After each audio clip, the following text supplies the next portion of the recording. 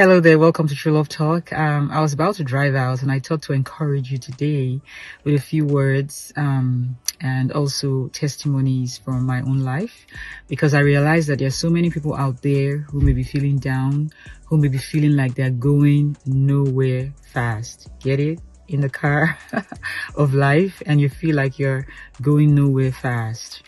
Well, don't despair. You are not the only one. And this too shall pass. Yes. A lot of people have the testimony of being at certain times and situations in their lives where they felt like things were not really happening, or they just felt stuck in a place.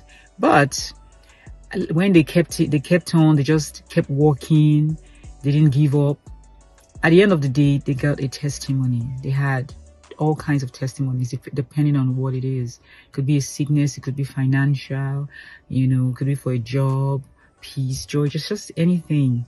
God is able to make all grace abound towards you so that you have insufficiency in everything. You can abound unto every good work. For me, my husband and I, we have 8 children. Yes, absolutely we do. Been married for over 30 years. Our oldest daughter is 30. Our youngest is 7. So this is a testimony that tough times, even in raising children, shall also pass. Because there was a time where my daughter now, who's 30, she's an architect. She was a baby and it was tough. And initially we had a spacing of 2 years apart. So at one time I had 4 children, 2 years apart.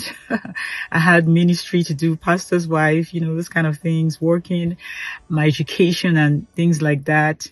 And sometimes I just felt like I was going nowhere fast. Yes, sometimes I actually felt stuck. I know that many times some people, might not want to say, oh, I'm a believer, and so I did feel stuck. Now I know more. I would not allow myself to wallow in some of the self-pity that I felt at that time. And don't get me wrong, I love my children and I was glad.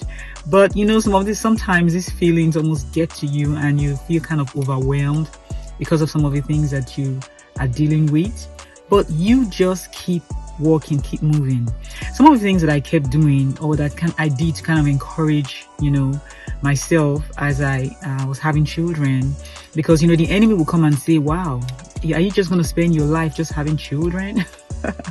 And I hadn't even finished my first degree, so I said, so with every time, so at a particular point, I said, you know what, I'm not going to sit here and let the enemy torment me about me wasting my time because I'm giving birth to precious children. So this is what I'm going to do. With every pregnancy, I am going to make sure I meet a goal. So one time I got my associates, another time I got my bachelor's because it's not that easy being pregnant and having a job and being a pastor in ministry and having to travel and things like that, so I would make some of these goals, so I got my master's and now I have a doctorate. My youngest one is 7 now. Don't worry, we're done. But those are some of the goals that I had for myself. Sometimes when the enemy tells me, oh, nothing is happening, I say, really? And then I get another goal. I write a book. I've written 2 books now. And I'm enjoying my life. I don't let him torment me like that anymore anyway, because I believe that where I am right now, God has done too much for me, so much. Even if it was just Jesus alone, that's enough accomplishment that I have received.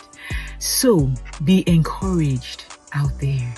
And if you were thinking, oh, your life is wasting away, your life is not wasting away. You can rise up today and pick a goal, pick something you want to achieve right where you are.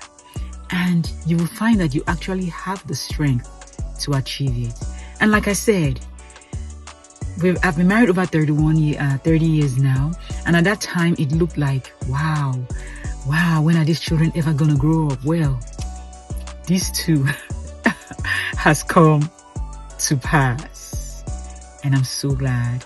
I am so blessed. They are such a blessing to me. So those things that look like they're pressure right now, they're going to turn around at the end and become a blessing if you don't give up. So until next time, remember that God loves you. I do too. Have a blessed one. Love you.